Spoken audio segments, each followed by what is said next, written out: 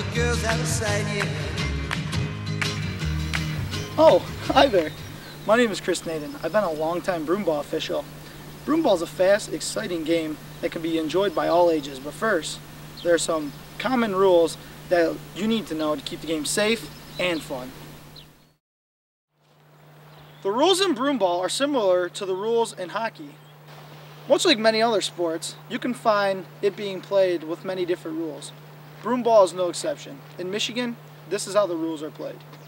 Some rules that you should be familiar with include tripping, checking, or any other kind of physical contact that may cause harm to the other team. The high stick violation. This is called any time the player's stick is raised above their waist. This helps to prevent injury and makes the game fun. Each broomball team has 6 players on the ice. 1 player must permanently be on the offensive side. 1 player must permanently be on the defensive side, including the goalie, making 2 players on the defensive side, allowing 3 players to roam around the ice as they wish. In broomball, a player may not pass the ball to another player with their hands. However, if the ball is in the air, a player can knock the ball down to themselves.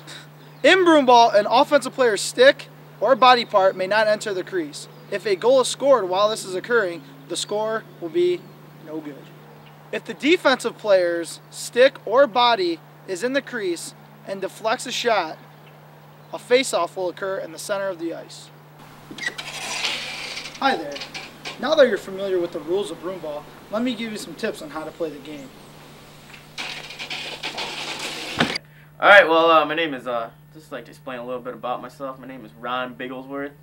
I'm about 35 years old. I started playing the game of broomball at the age of 6. Now, many people may not think that broomball gets intense, but you'd be surprised. We've had many brawls and fisticuffs, hence my little knee injury here.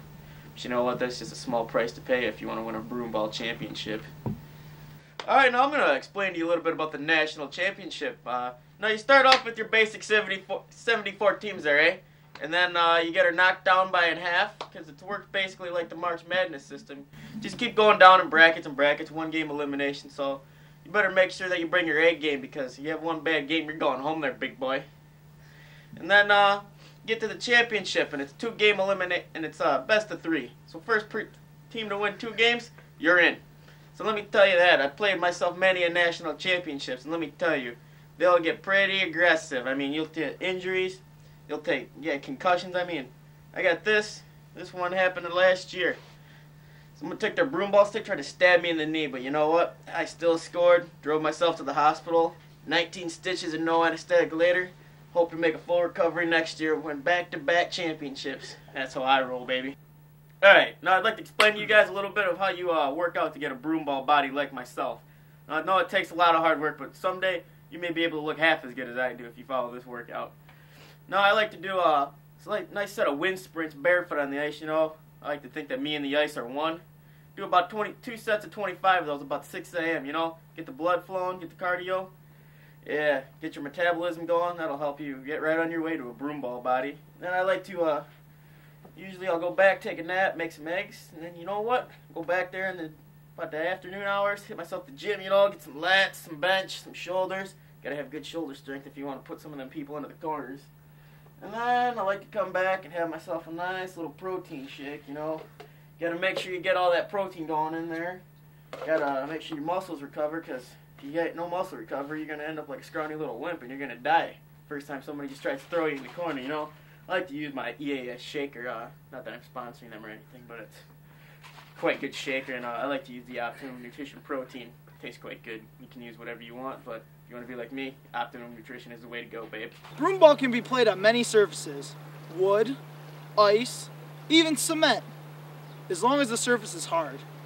Well, you know, when you start off, you're not going to be an all-star like myself. I mean, not everybody's going to be as natural as I am. But I myself, even I had a few mistakes, you know.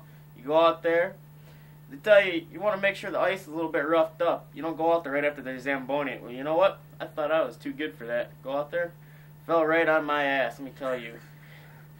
In broomball, you may encounter many bumps and bruises, scrapes and burns. That's the name of the game. There was the old incident of Calgary in '86 when I tried to go out there. I thought I was going to outsmart the competition with some spikes in my shoes. Well, little did I know that that was illegal, and got suspended for a couple seasons. It's a very rough time in my life. It's just overdrawn. I mean, I don't know what else to say about that. But I'm trying to move on past that. Then we had the good old Alberta 1999. Let me tell you, there is a bunch of injuries that year. We had freaking broken sticks, broken legs, broken ankles. We even had a couple broken heads. That was a tough year, let me tell you. Luckily, I escaped with just a scratch on my left ankle.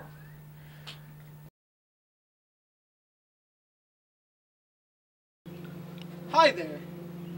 We're going to talk a little bit about the structure of broomball. Broomball is played with two 15-minute running halves. Each team gets 2 timeouts per half. At the end of the game, if the score is tied, the teams will go into overtime. If the score is tied at the end of the game, the teams will go into overtime. Overtime is a 5-minute running period in which the teams will only have 4 players on the ice, 1 offensive player, 1 defensive player, and 2 roaming players. There will be no goalies, and the first team to score in this 5 minutes will win the game.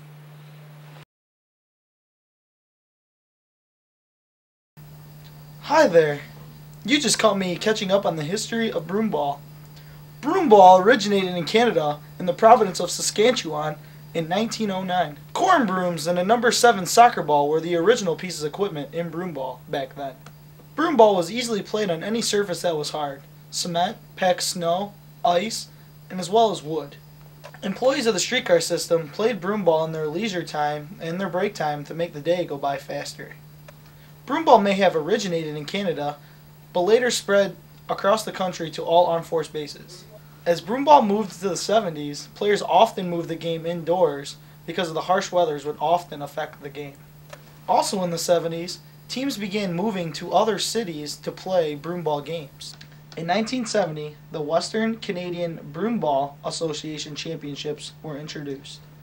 By the mid-70s, every province in Canada had started an association for broomball in order to standardize the rules. In 1976, the first meeting of the Canadian Broomball Federation took place. Calgary, on April 1977, was the spot when the first men's championship for broomball took place. Not wanting to be left behind, the first women's broomball championship was held just a year later in 1978. Today, broomball is being played in every province of Canada and continues to be an exciting, fast-paced game for all ages.